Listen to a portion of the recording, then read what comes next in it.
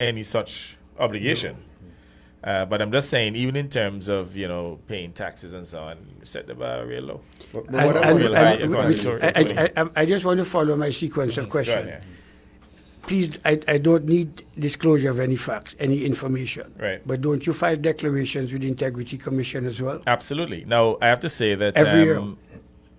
within the last 3 years or so, there has been an issue in which the commissioner has indicated he was not in a position to receive the declarations.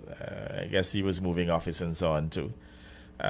So we just got declarations, I think everybody in the cabinet, and I hope that he would have circulated others in the public sector so that we can now bring those up to date, but through no fault of ours. But prior, the answer is yes. So for example, in 2014 when I came in as Prime Minister, I had declared to the Commission about, at the time, $30 million in assets. And I felt I was duty bound as well to state to the Parliament, this is where you chided me to some extent, asked me why I did that.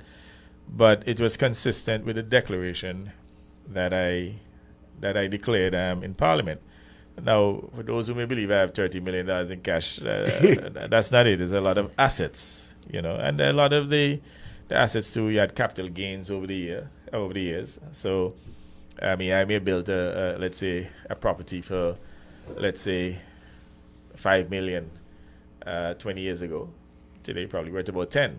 It's not that I really spent $30 million in cash, and then as a contractor too, I was also able to create value. So typically, a property that someone would build who is not a developer, that may cost him $100. In my case, it'll probably run about $65.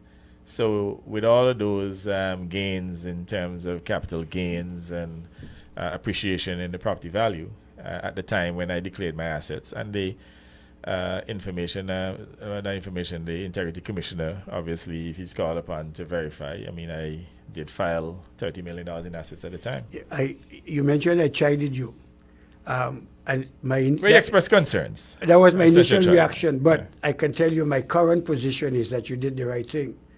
Because that's why I believe that I'm happy to hear that, because a few of my colleagues were not particularly pleased. And there's a particular colleague of mine who keeps telling me, and it has caught on in the cabinet, you keep giving pearls to swines. Why are you answering them? Have nothing to say. No, if they're referring to giving information to politicians on the opposition side is one thing.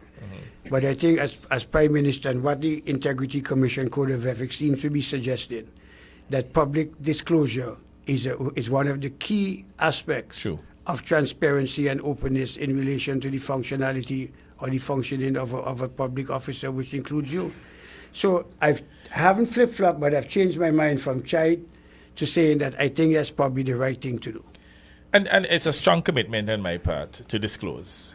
But you have also subsequently brought to my attention that that is the spirit in which the Integrity in Public Life Act was actually written and passed, to encourage disclosure, so that even if you're doing something that, or let's say you're investing, for example, which ordinarily would have been discouraged by the act, the fact that you disclose and that the proceeds that you use to invest, the clean monies and so on, all being equal, then evidently that is considered to be legally acceptable. Yeah, and that's in addition to disclosure in the cabinet. Correct. Because there's the case of Constance Mitchell, with the Attorney General of St. Kitts and Nevis versus Constance Mitchell in the Court of Appeal that I mentioned to you. And the Court of Appeal was of the view, as I think is the correct legal position, that cabinet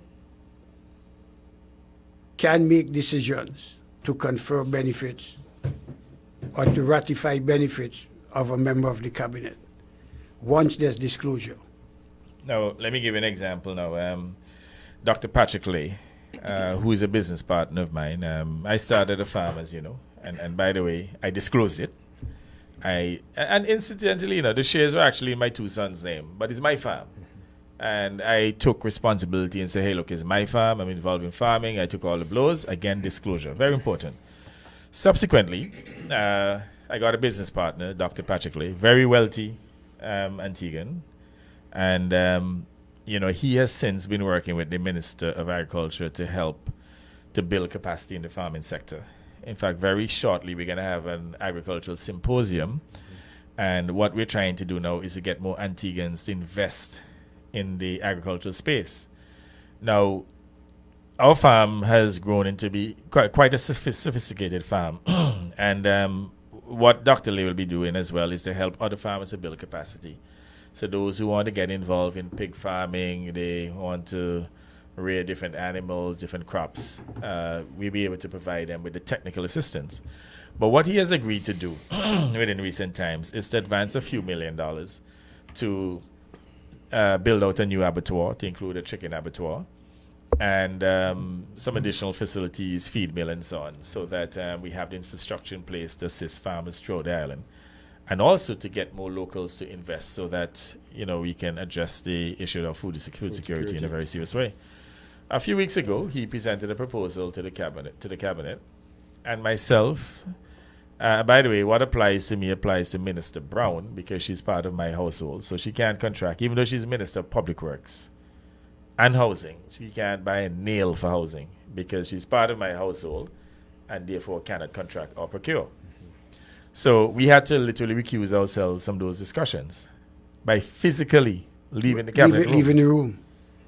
So I am also stating here publicly that wherever there's a potential conflict, we are not part of the decision making. We recuse ourselves. Almost invariably, it's the AG who takes the chair. The decision is taken, and then we are informed otherwise. So we do our best to really uphold a high level of, integrity and to ensure we're fully transparent and accountable to the people of Antigua and Barbuda. I just wanted to reinforce the point about recusal. I'm very glad that so disclosure, recusal. In cabinet and public disclosure. Correct. Lamin wanted to ask you a question. I would like him to ask you, because I want to move on to, if I may, PM, if I may. Take, for instance, even the rental, for example, at Fry's Hill.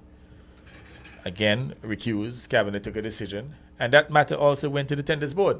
I believe that Jupiter has it there, in which for the refurbishing of the place. Yes. Yes, I saw that. Now, the $800,000+, the other buildings of a smaller size in which more was spent.